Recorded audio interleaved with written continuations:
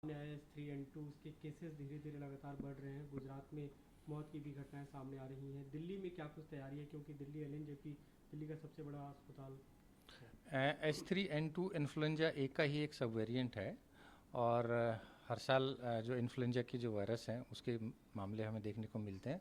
पहले H1N1 हमें देखने को मिला था, पर इस साल हमारे पास ज़्यादा जो केसेस हैं वो H3N2 सब वेरिएंट के आए हैं और हमने देखा है कि काफ़ी सारे जो पेशेंट्स हैं उनको सांस में तकलीफ़ है, खांसी है, नाक से पानी आता है और बुखार है।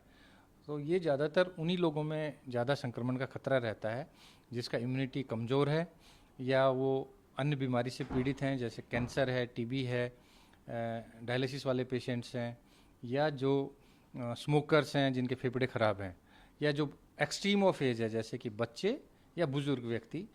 उनमें H3N2 इन्फ्लुएंजा वायरस का जो संक्रमण है वो ज़्यादा देखने को मिला है। और अभी हाल में ही ICMR के जो सर्वेलेंस डाटा है वो सामने आए हैं, जिसमें 5 मार्च तक के जो डाटा हैं उसमें ये जो वायरस है H3N2, ये मेजॉरिटी ऑफ सैंपल में, लगभग आधे सैंपल्स में ये देखने को मिला और कुछ मामलों में H1N1 भी देखने को मिला। अभी हमने लोकनायक में विशेष तैयारी की है। हमने एक अलग से एक आइसोलेशन वार्ड भी इसके लिए बनाया है। जी, कैसे इसे कोई पहचाने कि उस वायरस से वो संक्रमित है, ग्रसित है? सबसे ज़्यादा जो इसमें सिम्टम्स होते हैं वो है बुखार। 1 हफ्ते तक बुखार रहता है इसमें। लंबी खांसी होती है, 1 से 2 वीक तक खांसी होती है। उसके साथ साथ कुछ लोगों को सांस फूलता है, ब्रेथलेसनेस भी होती है। लगभग 1/3 लोगों को सांस फूलता है और कुछ लोगों को, लगभग 10% लोगों को ऑक्सीजन की भी कमी हो जाती है, ब्लड में ऑक्सीजन की भी कमी हो जाती है। और कुछ लोगों को वायरल निमोनिया होता है जिसकी वजह से उनको आईसीयू में दाखिल करना पड़ता है। जी, क्या कुछ तैयारी है? कितने बेड आपने आरक्षित किए हैं? अभी हर साल हम फ्लू के लिए, स्वाइन फ्लू के लिए और इन्फ्लुएंजा के लिए हर साल हम तैयारी करते हैं। इस साल हमने विशेष तैयारी की है क्योंकि इस बार ये काफ़ी तेज़ी से फैला है कुछ जगह और इसमें कुछ डेथ भी सामने आई हैं। कुछ स्टेटों से डेथ भी रिपोर्टेड हैं। अभी हमारे लोकनायक अस्पताल में कोई भी डेथ नहीं हुई है और इसके लिए हमने 20 बेड के अलग से एक आइसोलेशन वार्ड बनाया है जिसमें हमारे पास ऑक्सीजन सपोर्ट का सभी सुविधाएं हैं।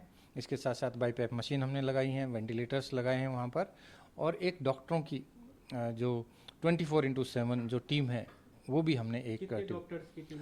15 जो डॉक्टर हैं वो राउंड द क्लॉक ड्यूटी पे हमने अभी लगाए हैं इसके लिए। और सारी समुचित व्यवस्था, हमारे पास दवाई का भी पर्याप्त स्टॉक हमने किया है क्योंकि ये जो वायरस है इसमें एंटीबायोटिक, जैसे कुछ लोग एजिथ्रोमाइसिन खा लेते हैं, अमोक्सिसिलिन खा लेते हैं, उसका कोई रोल नहीं है क्योंकि वायरल डिजीज़ है। तो एंटीवायरल ड्रग हम इसमें देते हैं।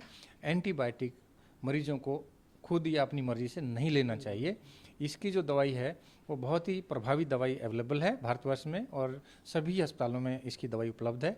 हमारे यहाँ पर जो हम दवाई दे रहे हैं ओसेल्टाइमविर, इसकी दवाई जो है वो हम इस मरीजों को देते हैं। अपने क्या जितने मामले आए आपके यहाँ, ऐसी इस वायरस से संक्रमित किसी को आईसीयू में शिफ्ट करना पड़ा है? नहीं, अभी तक हमें ऐसे मामले नहीं देखने को मिले हैं। कुछ जो पेशेंट्स हैं वो उनका ऑक्सीजन लेवल भी ठीक हुआ है और उनको कोई मेजर कॉम्प्लिकेशन नहीं थी और किसी को भी भर्ती करने की आवश्यकता नहीं हुई। इसके केस ज़्यादा तेज़ी से बढ़ रहे हैं, तो पहले की तुलना में अगर हम बात करें, पहले कितने केसेस आ रहे थे, अभी कितने केसेस आ रहे हैं, कितनी बढ़ोतरी हुई? यदि हम ओपीडी की बात करें, क्योंकि काफ़ी सारे लोगों को सांस में तकलीफ, खांसी, लंबा बुखार, नाक से पानी आना, इस तरह के जो प्रोलॉन्ग्ड रेस्पिरेटरी सिम्टम्स हैं वो लेके काफ़ी सारे हमारे ओपीडी में आ रहे हैं और ओपीडी में भी भीड़ बढ़ी है। पहले हमारे पास 1200-1300 पेशेंट्स ओपीडी में मेडिसिन डिपार्टमेंट में आते थे, अभी 1600 के लगभग मेडिसिन ओपीडी में आ रहे हैं डेली।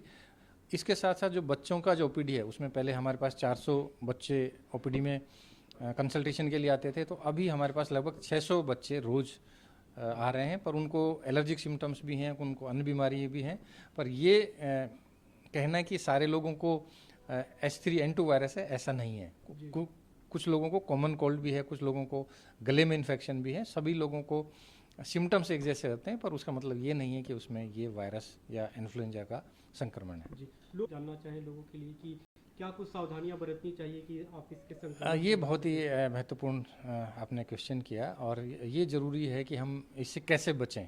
सबसे महत्वपूर्ण है, क्योंकि ये रेस्पिरेटरी रूट से फैलता है, जैसे कि कोविड वायरस फैलता था। तो इससे बचने के लिए सबसे महत्वपूर्ण है कि हम हैंड हाइजीन पर ध्यान दें, हाथ ना मिलाएं, इसके साथ साथ मास्क का प्रयोग करें। यदि हम मास्क का प्रयोग करेंगे, हैंड हाइजीन का पूरा ध्यान रखेंगे, तो ये जो वायरस है वो नहीं फैलेगा। इसके साथ साथ हम ग्रुप में खाना ना खाएं। यदि किसी को नाक से पानी आ रहा है, खांसी है, तो अपने आप को होम आइसोलेशन में रखें और हम ग्रुप में एक साथ खाना ना खाएं।